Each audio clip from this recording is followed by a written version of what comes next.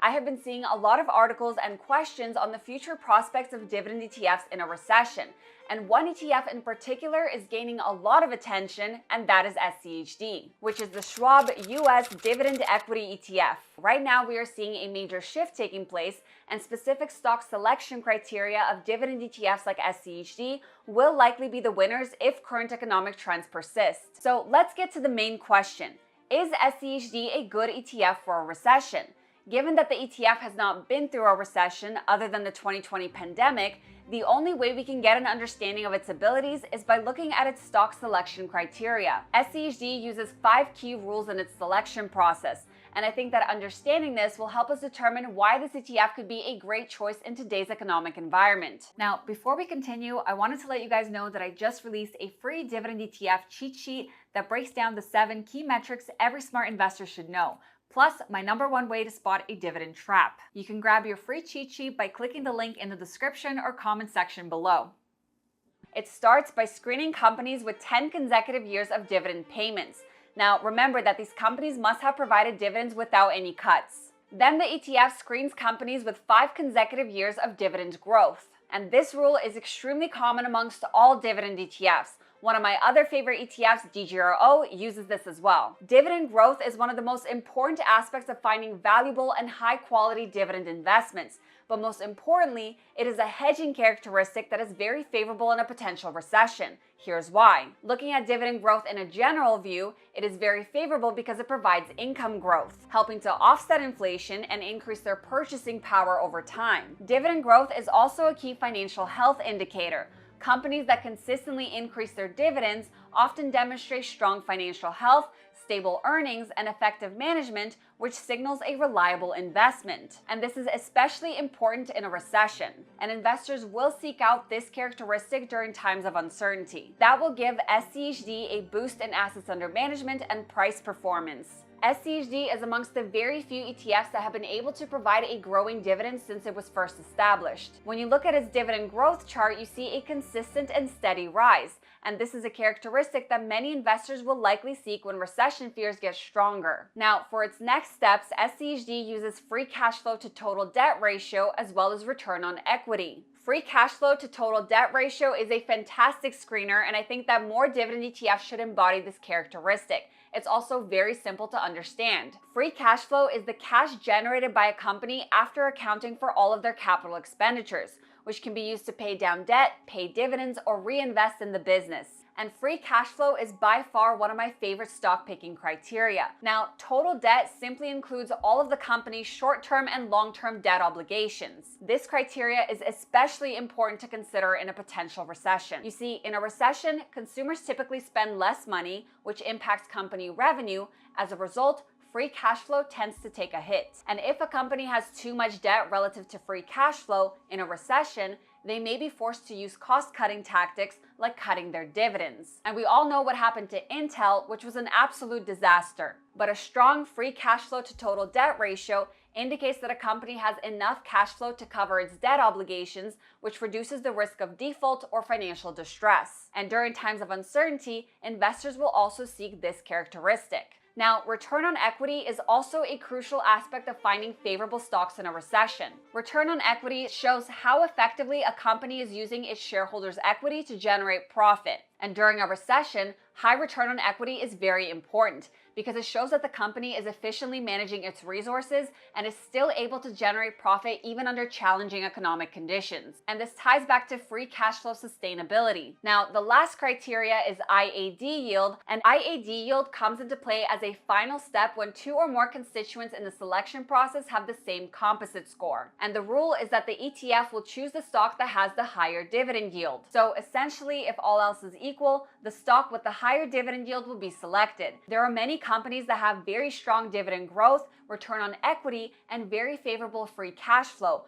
but their dividend yield is not that high. And this is simply because these companies may prefer to reinvest their excess cash back into the company to help fuel their growth and expansion. And technology companies typically fall into this category, but it doesn't mean that they're weak investments just because their dividend yield isn't high enough. But right now, growth is not the concern. It all revolves around defense. Now, my number one source of economic data, comparison charts, fund details, market updates, and finding a strong investment is Seeking Alpha, and I highly suggest to use this platform. And currently, you can get $50 off their premium plan by using the link in the description down below. Now, back to the video. In a recession, investors are going to target defensive investments as opposed to those that have stronger growth prospects. And every selection criteria that SCHD uses caters a lot more to defensive characteristics. Dividend growth, return on equity, and free cash flow to total debt showcase resilience and strong financial health.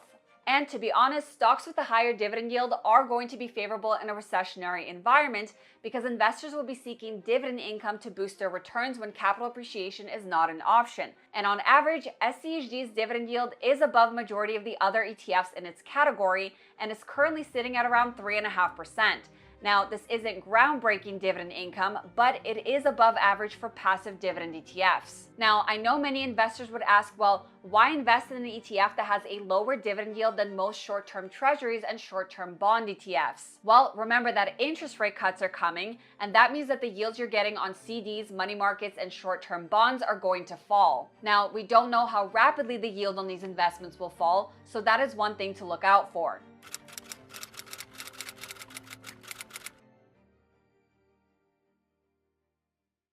Now, given all of these defensive characteristics, how well has SCHD been able to dampen downside volatility? Well, in the bear market of 2022, SCHD was one of the best performing ETFs as it only lost around 3% as opposed to the S&P 500, which lost closer to 20%, and the Nasdaq 100, which lost around 35%. And the recent performance of this ETF in the past month has been very good. However, I do also want to focus on one very important aspect of this ETF, and that is its ability to recover. SCHD's ability to recover from the 2020 recession was very impressive. In fact, a huge chunk of the fund's assets under management were accumulated in 2020 and 2021. SCHD's performance in the second half of 2020 and in 2021 was superior to every other dividend ETF out there. And honestly, I've tried to find other dividend ETFs that have been able to outperform, but during that period, SCHD was the king. And I think the primary reason was because of its focus on healthcare stocks. We all know that healthcare companies like Pfizer and Merck were amongst the top gainers because of their COVID-19 vaccine developments. And SCHD had a very large chunk of its holdings allocated towards healthcare. But what's very interesting is that healthcare is amongst the top performing sectors in a recession. In the past 7 recessions, the healthcare sector has returned an average of -3%, which is amongst the top 3 highest performing sectors, lagging behind consumer staples and utilities. And if you look at SCHD's holdings right now, its top 3 allocations include healthcare and consumer staples. And this gives me even more confidence in the ETF's ability to be a strong defensive investment during times of high uncertainty. And of course, the video wouldn't be complete if we didn't talk about some of the downsides of the ETF. And the one critique that I have is that it has a relatively concentrated portfolio. The ETF only invests in 100 different stocks, and its top 10 holdings make up more than 40% of the portfolio. In my opinion, this is a little bit too concentrated, especially if we do see a recession and volatility spikes up like crazy. I mean, it has more concentration than the S&P 500. Now, granted, the fund doesn't allocate more than 5% to each holding, but I do feel that ETFs with more diversification will add an extra layer of hedging ability.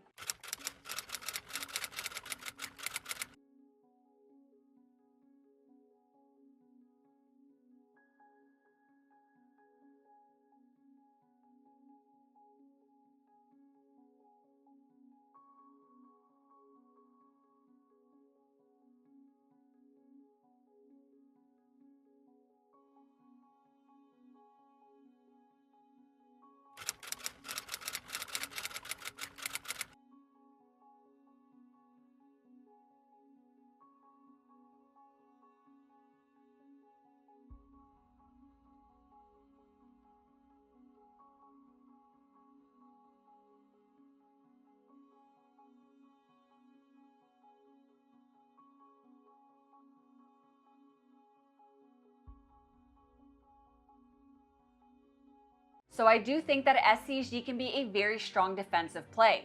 Now, there are alternative investments that in my opinion are superior, but remember, this video is solely for the purpose of evaluating SCHD's abilities in a potential recession. Remember that during uncertain times, the markets will showcase a lot of volatility both to the downside and to the upside, so you cannot let a recovery fool you. And that is all for this one. If you haven't yet, make sure you subscribe to my channel and hit the thumbs up button for the YouTube algorithm.